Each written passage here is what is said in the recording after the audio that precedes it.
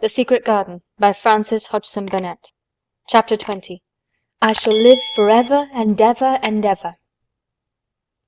But they were obliged to wait more than a week, because first there came some very windy days, and then Colin was threatened with a cold, which two things happening one after the other would no doubt have thrown him into a rage, but that there was so much careful and mysterious planning to do, and almost every day Dickon came in, if only for a few minutes, to talk about what was happening on the moor, and in the lanes and hedges, and on the borders of streams.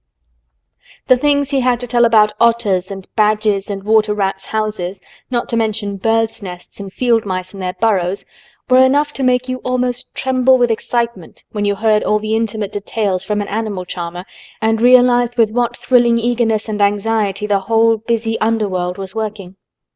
"They're same as us," said Dickon, "only they have to build their homes every year. And it keeps them so busy they fair scuffle to get 'em done." The most absorbing thing, however, was the preparations to be made before Colin could be transported with sufficient secrecy to the garden. No one must see the chair-carriage and Dickon and Mary after they turned a certain corner of the shrubbery and entered upon the walk outside the ivied walls. As each day passed, Colin had become more and more fixed in his feeling that the mystery surrounding the garden was one of its greatest charms. Nothing must spoil that. No one must ever suspect that they had a secret. People must think that he was simply going out with Mary and Dickon because he liked them and did not object to their looking at him. They had long and quite delightful talks about their route. They would go up this path and down that one,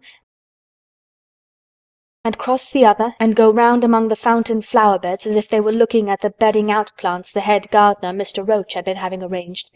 That would seem such a rational thing to do that no one would think it at all mysterious. They would turn into the shrubbery walks and lose themselves until they came to the long walls. It was almost as serious and elaborately thought out as the plans of march made by great generals in times of war. Rumours of the new and curious things which were occurring in the invalids' apartments had of course filtered through the servants' hall into the stable-yards and out among the gardeners, but notwithstanding this, Mr. Roach was startled one day when he received orders from Master Colin's room to the effect that he must report himself in the apartment no outsider had ever seen, as the invalid himself desired to speak to him.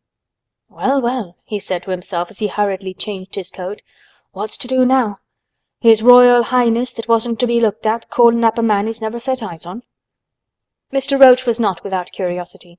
He had never caught even a glimpse of the boy, and had heard a dozen exaggerated stories about his uncanny looks and ways and his insane tempers. The thing he had heard oftenest was that he might die at any moment, and there had been numerous fanciful descriptions of a humped back and helpless limbs given by people who had never seen him.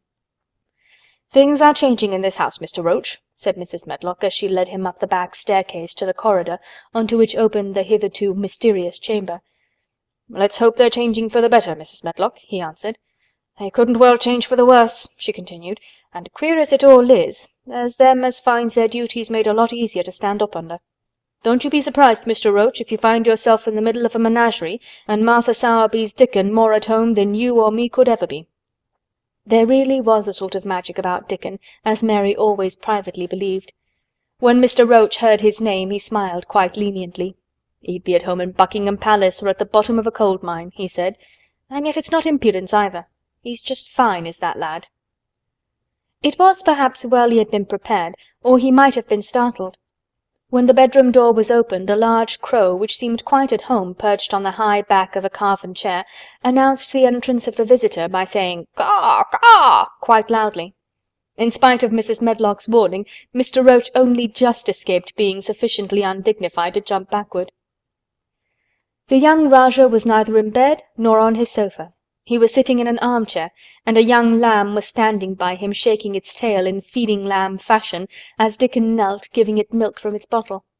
A squirrel was perched on Dickon's bent back, attentively nibbling a nut. The little girl from India was sitting on a big footstool looking on. "Here is Mr. Roach, Master Colin," said Mrs. Medlock. The young Rajah turned and looked his servitor over. At least, that was what the head gardener felt happened. "Oh, you are Roach, are you?" he said. "I sent for you to give you some very important orders." "Very good, sir," answered Roach, wondering if he was to receive instructions to fell all the oaks in the park or to transform the orchards into water gardens. "I am going out in my chair this afternoon," said Colin. "If the fresh air agrees with me, I may go out every day. When I go, none of the gardeners are to be anywhere near the long walk by the garden walls. No one is to be there. I shall go out about 2 o'clock, and everyone must keep away until I send word that they may go back to their work." "Very good, sir," replied Mr. Roach, much relieved to hear that the oaks might remain and that the orchards were safe. "Mary," said Colin, turning to her, "what is that thing you say in India when you have finished talking and want people to go?" "You say, 'You have my permission to go,'" answered Mary. The Rajah waved his hand. "You have my permission to go, Roach," he said. "But remember, this is very important." "Caw! Caw!" remarked the crow hoarsely but not impolitely.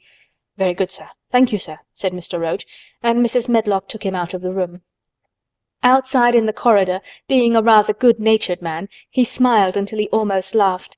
"My word," he said, "he's got a fine lordly way with him, hasn't he? You'd think he was a whole royal family rolled into one, prince consort and all." "Eh," protested Mrs. Medlock, "we've had to let him trample over every one of us since he had feet, and he thinks that's what folks was born for." "Perhaps he'll grow out of it if he lives," suggested Mr. Roach. "Well, there's one thing pretty sure," said Mrs. Medlock. "If he does live, and that Indian child stays here, I'll warrant she teaches him that the whole orange does not belong to him, as Susan Sowerby says. And he'll be likely to find out the size of his own quarter." Inside the room, Colin was leaning back on his cushions. "It's all safe now," he said, "and this afternoon I shall see it. This afternoon I shall be in it." Dickon went back to the garden with his creatures, and Mary stayed with Colin. She did not think he looked tired, but he was very quiet before their lunch came, and he was quiet while they were eating it. She wondered why, and asked him about it. "What big eyes you've got, Colin," she said. "When you are thinking, they get as big as saucers. What are you thinking about now?" "I can't help thinking about what it will look like," he answered. "The garden?" asked Mary. "The springtime," he said. "I was thinking that I've really never seen it before. I scarcely ever went out, and when I did go I never looked at it. I didn't even think about it." "I never saw it in India because there wasn't any," said Mary. Shut in and morbid as his life had been, Colin had more imagination than she had, and at least he had spent a good deal of time looking at wonderful books and pictures. "That morning when you ran in and said, 'It's come, it's come,' you made me feel quite queer. It sounded as if things were coming with a great procession and big bursts and wafts of music. I've a picture like it in one of my books. Crowds of lovely people and children with garlands and branches with blossoms on them, everyone laughing and dancing and crowding and playing on pipes. That was why I said, 'Perhaps we shall hear golden trumpets,' and told you to throw open the window." "How funny," said Mary. "That's really just what it feels like, and if all the flowers and leaves and green things and birds and wild creatures danced past at once, what a crowd it would be. I'm sure they'd dance and sing and flute, and that would be the wafts of music." They both laughed, but it was not because the idea was laughable, but because they both so liked it.